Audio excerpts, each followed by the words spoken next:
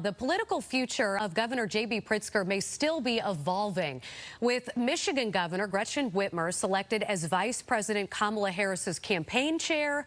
Harris's pick for VP still up in the air. Justin Kaufman has been covering all the developments for Axios Chicago. He joins me live now. Good morning, Justin. Good morning, Natalie. Big question, could we see a Harris-Pritzker ticket?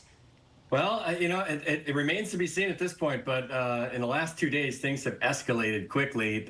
Yesterday, the Wall Street Journal was reporting that Governor Pritzker was given vetting materials for vice president, but the campaign quickly denied that, including the governor, who was on cable TV this morning, saying they have yet to hear from Vice President Harris about any sort of running, any sort of vetting material. But right now, whenever anyone is talking about a vice presidential candidate, Governor Pritzker's name is definitely attached. Okay, so let's review this scenario. Let's say Harris were to win the election against Donald Trump.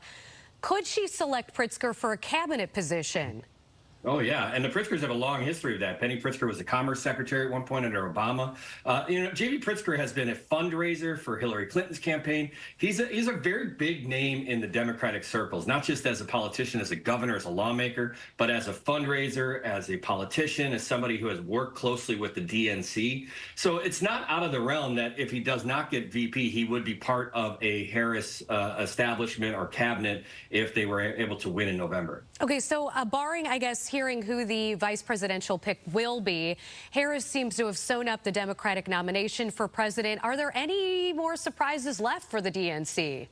The big surprise, and we see what happens, is if the vice president decides to do the nomination virtually, and that would be to get the delegates together on a Zoom, now unlike this, and would essentially do the roll call on virtual before they even get to Chicago, which President Biden was thinking about doing anyway because of some rules in Ohio.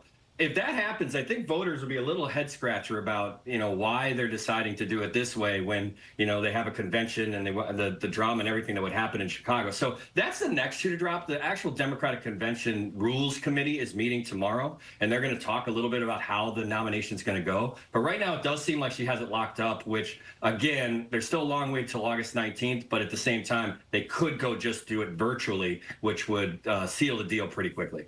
So hopefully we'll learn more about that after tomorrow, after that Rules Committee meets. What role might Chicago Mayor Brandon Johnson play in Harris's campaign, or even maybe a Harris administration? It's unlikely. I mean, Brandon Johnson is his mayor is an outsider to the Democratic machine, if you will, of the United States of America when it comes to the national party. But the city of Chicago is a huge part of what the Democrats want to do. I mean, the convention is here. Brandon Johnson is part of making sure that Democrats do a good job. So he too is I don't want to say auditioning, but he's in a position here where if everything goes smoothly in Chicago, the Democrats in Washington would look favorably among Chicago and the mayor. Justin Kaufman with Axios Chicago. Thanks, Justin, for your time this morning. Thanks, Natalie. Have a great day.